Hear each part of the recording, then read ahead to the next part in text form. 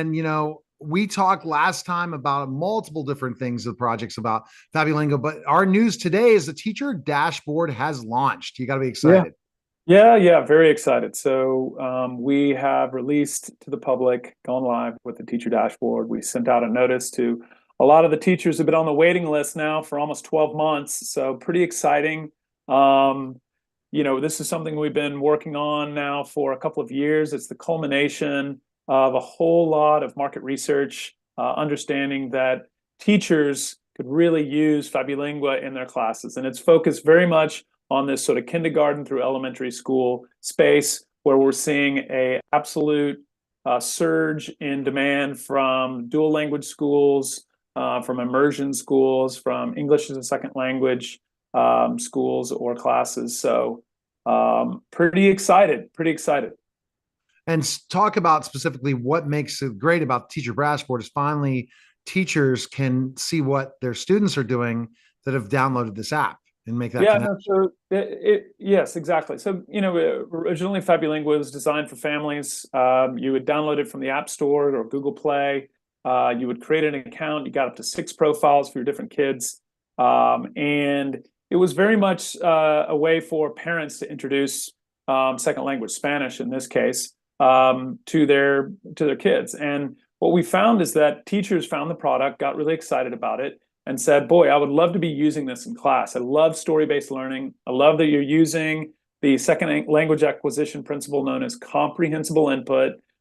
This is sort of perfect to supplement the work that we're doing in class. And I also like that I could send it home to have kids practice outside of class as well. So we said, look, let's make it as easy as possible for these teachers to use it. So we spent time researching and understanding what works in classes, what makes it sort of low friction to adopt. And so now what teachers can do is they can go to our website, they can click on the teacher tab, they can click create an account, put in their credentials, they can immediately create a class. That class is given a class code. They can then roster their students. In fact, we use Clever. Clever is like a learning management system for rostering. Super easy. We just integrated that last week.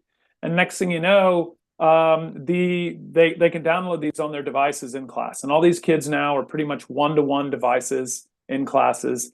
They go to the app, they put in the class code, boom, they can find their profile, and they're off and running. So yeah, that's exciting. And of course, teachers have a whole lot of latitude as to how they can use Fabulingua in class. They can choose a specific story that they want to use. They can choose a specific mode in that story. If they want to practice pronunciation, they can assign the copycat mode for a particular story. If they want their kids to work on some vocabulary, or if they want them to work on spelling, they can assign one of the mini games that's associated with each story, where they can match vocabulary, or they can go learn on a syllabic breakdown how to sort of spell a lot of Spanish words. So and of course, the cool thing is that we track all that progress for the teachers. So there's a dashboard there which shows what the kids have done, how much time they spent, what stories they've completed, what they've scored on their mini games to understand like what are they missing, what they're not. So yeah, it's a pretty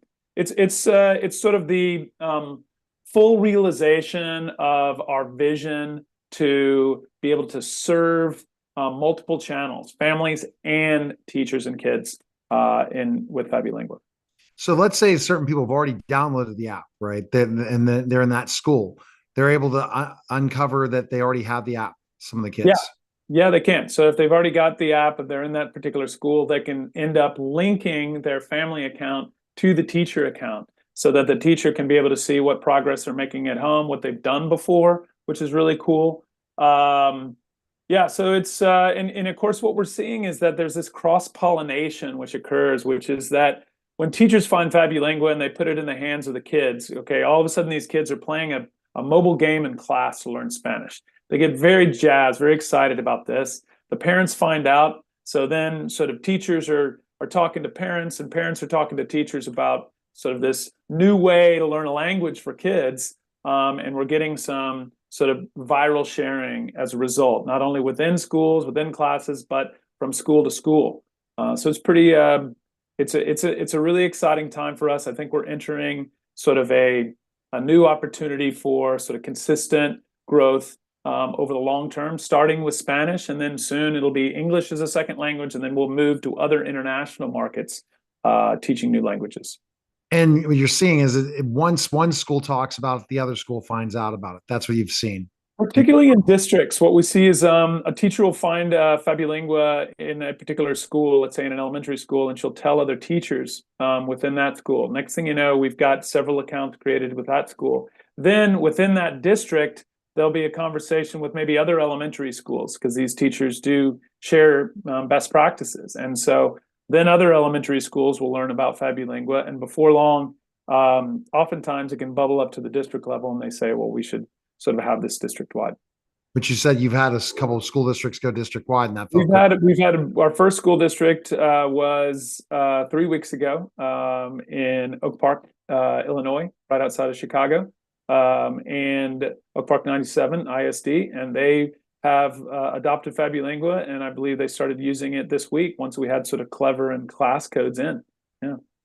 And more to come. Now the goal. So you said you're developing already the English while still doing all that, right? That's so there's right now in sort of, let's call it pre-K through elementary school, this sort of, age 2 or 3 up to 10 or 11.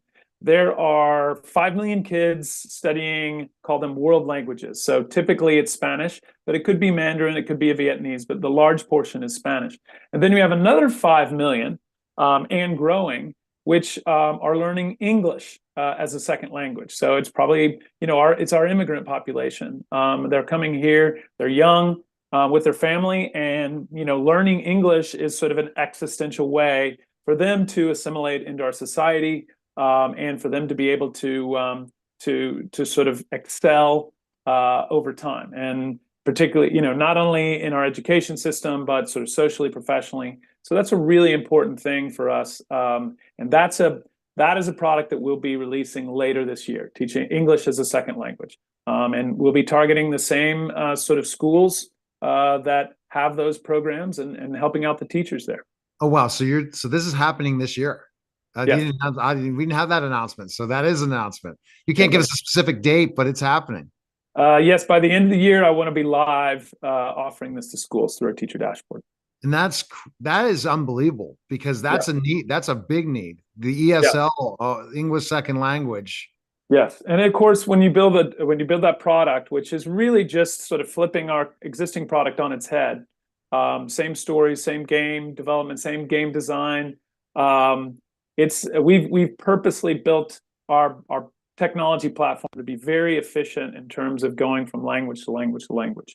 But the cool thing there is that once you're teaching English as a second language to Spanish speakers here in the United States, that gives us an opportunity to also serve Latin American countries where learning English as a second language is another sort of existential important need for those populations, for those kids. Wow. Okay. So, and you said after that comes what? Well, after that, I think that once you're teaching English as a second language, you can begin to do that in other international markets. Personally, I'm really interested in the Indian market, teaching English to Hindi speakers. I'm interested in teaching English to Japanese speakers. We happen to have a couple of Japanese investors, and they're really keen to get us in their market.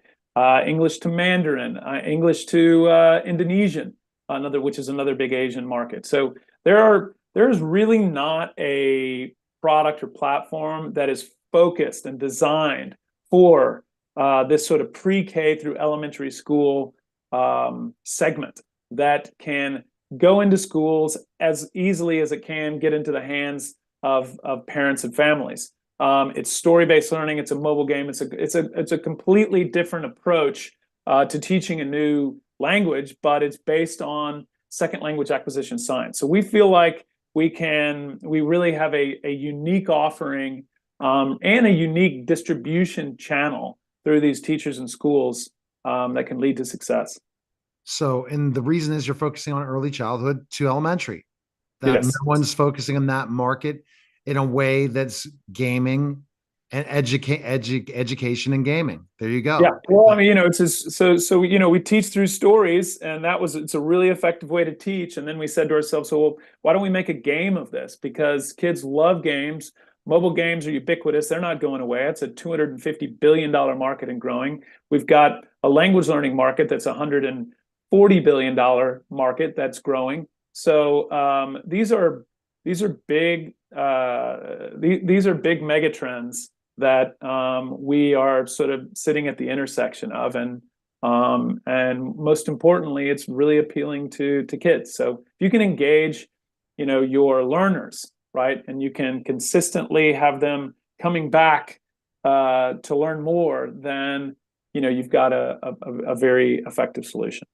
All right. Best place to go is fabulingua.com. You can download the app at the App Store or Google Play. And coming soon, ESL. It's going to be interesting. Appreciate it, Mark. Thanks for stopping by.